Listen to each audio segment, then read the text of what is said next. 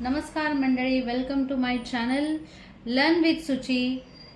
Today we will see the topic of helping verbs was and where. How to use was and where in the sentences we will look into with the example in this video. ठीक है, so stay tuned. चला आज आपण बघूया helping verbs was आणि where कसे use होतात. Let's start.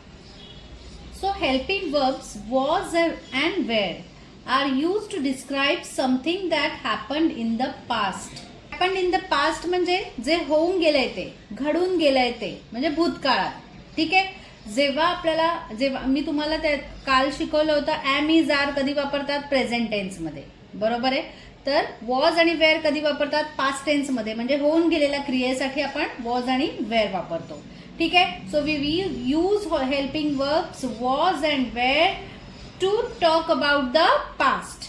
समजलं? काल आपण प्रेझेंट टेन्स मधले बघितले am is are, आज आपण पास्ट टेन्स मधले वॉज आणि वेअर बद्दल शिकणार आहोत. चला नेक्स्ट, आता डिफरन्शिएशन मी तुम्हाला सांगणार आहे वॉज आणि वेअरचं डिफरन्शिएट कसं आहे. ठीक आहे, तर इथे we use was with the singular object. Singular object म्हणजे काय? एकाच व्यक्तीसाठी किंवा एकाच वस्तूसाठी. ठीक आहे, तर ही असेल तर was, she was, it was, म्हणजे एका पर्सनसाठी किंवा एका वस्तूसाठी आपण काय वापरणार? वॉज वापरणार पास्ट टेन्स मध्ये. हा, so he was, she was, it was. ठीक आहे, याचे एक्झाम्पल्स आहेत. ही वॉज हंग्री, तो भुकेला होता, वॉज आलं म्हणून होता. ठीक आहे, शी वॉज ॲट द पार्क, ती बागेमध्ये होती. ठीक आहे, इथे पण वॉज आलाय. द गेम वॉज फन, ठीक आहे, म्हणजे खेळ हा खूप छान होता. ओके, तर हे झाले आपले वॉजची वाक्य. आता आपण वेअरचं बघूया. We use were with the plural object. Subject म्हणजे काय? अनेक वचनासाठी, म्हणजे एकापेक्षा जास्त वस्तूंसाठी, एकापेक्षा जास्त व्यक्तींसाठी आपण काय वापरणार आहोत? वेअर वापरणार आहोत. तर यू असेल तर वेअर, वी असेल तर वेअर, दे असेल तर वेअर. ठीक आहे, पास्ट टेन्स मध्ये. आता एक्झाम्पल आहे यू वेअर लेट. ठीक आहे, तू उशिरा आला होतास. ठीक आहे, तू उशिरा होतास. We were on the team. ठीक आहे, आम्ही टीमवर होतो. द डॉग्स वेअर नॉइझी, इथे डॉग्स आहे म्हणजे मल्टिपल आहे, म्हणजे एकापेक्षा जास्त डॉग्स. वेअर नॉइझी म्हणजे ते आवाज खूप करतोय, नॉइझी म्हणजे आवाज करणे. ठीक आहे, तर ते कुत्रे आवाज करत होते. ठीक आहे ना, समजलं? सो इथे मल्टिपल वस्तूंसाठी आपण काय वापरणार आहोत? वेअर वापरणार आहोत. एवढं समजलं? तर वॉज वेअरचं डिफरन्शिएशन आपण बघितलं. आता आपण बघूया सेंटेन्स फॉर्मेशन्स कसे असतात. ठीक आहे, तर आता याच्यामध्ये रूल नेहमी लक्षात ठेवायचा. दिस इज युअर रूल. ठीक आहे, हा रूल लक्षात ठेवा तुम्ही. Subject plus helping verbs plus rest of the sentence.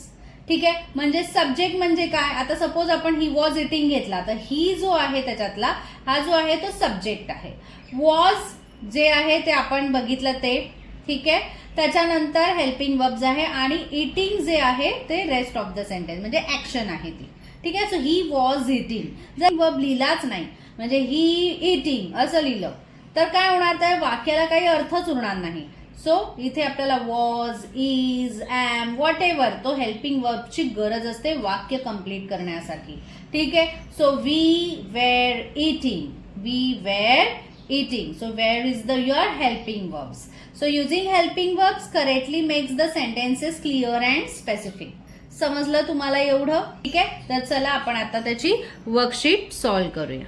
तर इथे आहेत आपले हेल्पिंग वर्ब्सचे वॉज वेअरचे एक्झाम्पल, जे आपण फिल इन द ब्लँक्स करून करेक्ट हेल्पिंग वर्ब त्याच्यामध्ये पुटअप करणार आहे. ठीक आहे, वॉज किंवा वेअर.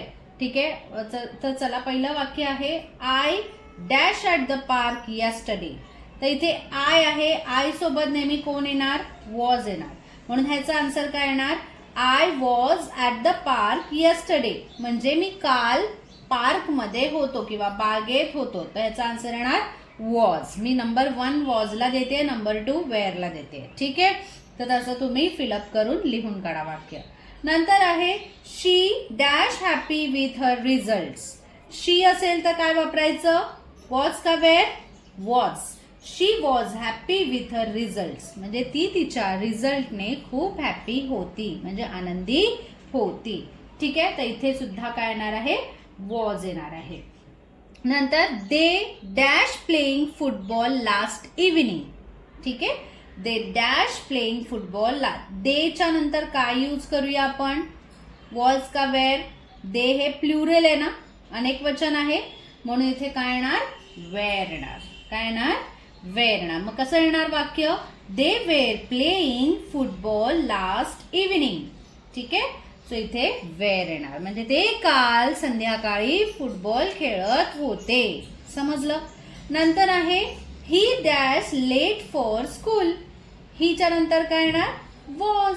ठीक आहे, तर मग कसं येणार? वाक्य कसं येणार? He was late for school. तो काल शाळेसाठी लेट झाला होता. ठीक आहे, नंतर we dash watching a movie last night.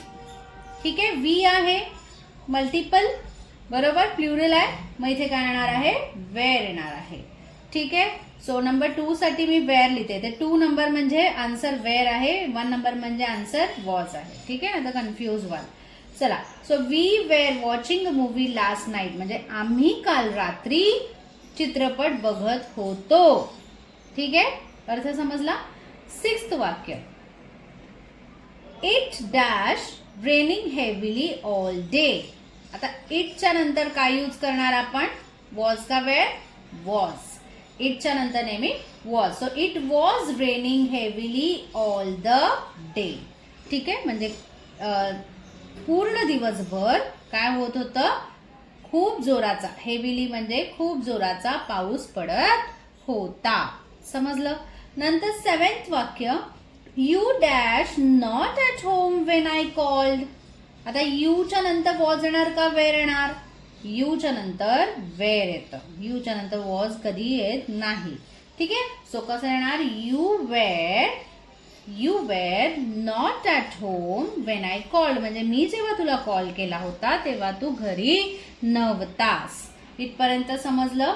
चला, पुढचं वाक्य आहे the cat dash sleeping on the sofa. Cat साठी काय येणार? वॉज का वेअर? एकटीचा ना कॅट, द कॅट आहे ना, म्हणून इथे येणार वॉज. मग काय येणार वाक्य? The cat was sleeping on the sofa. Okay, done. म्हणजे कॅट ही सोफ्यावर झोपली होती. नंतर the birds dash singing in the morning. आता इथे बर्ड्स आहे म्हणजे प्लुरल आहे, बरोबर, एकापेक्षा जास्त, म्हणजे तिथे काय येणार? वेअर येणार. मग कसं येणार? वाचा बघू. The birds were singing in the morning. The birds were singing in the morning. समजलं? म्हणजे पक्षी काय करत होते मॉर्निंगला? म्हणजे सकाळी गात होते. The children dash excited about the trip. ठीक आहे, आता चिल्ड्रनचं कधी प्लुरल फॉर्म चिल्ड्रन्स होत नाही, ते चिल्ड्रनच राहतं. एक वन चाइल्ड अँड प्लुरल मध्ये चिल्ड्रन असं येतं. सो चिल्ड्रन हे इथं प्लुरल फॉर्म मध्ये आहे, म्हणून इथे काय येणार? वेअर यूज येणार. काय येणार? Were. So the children were excited about the trip. The children were excited about the trip, म्हणजे मुलं ही ट्रिप विषयी खूप उत्सुक होती. ठीक आहे, नंतर John dash studying for his test last week. John was studying for his test last week. त्याच्या आठवड्यात त्याच्या टेस्टसाठी अभ्यास करत होता जॉन. आता last sentence, my parents dash cooking dinner when I arrived. आता या वाक्यामध्ये वॉज येणार की वेअर येणार ते मला तुम्ही कमेंट करून सांगायचं आहे मंडळी. माय पेरेंट्स हे इथे प्लुरल फॉर्म मध्ये आहे, तर वॉज येणार का वेअर येणार ह्याचं उत्तर मला तुम्ही कमेंट बॉक्समध्ये नक्की सांगा. आजचा व्हिडिओ तुम्हाला कसा वाटला ते सुद्धा कमेंट करा आणि तर नक्की एक लाईक करा. ठीक आहे, चला लर्न विथ सुची या चॅनलमध्ये आता आपण पुन्हा भेटू नव्याने नवीन व्हिडिओ सोबत, नवीन काहीतरी शिकू. तोपर्यंत बाय बाय, सी यू.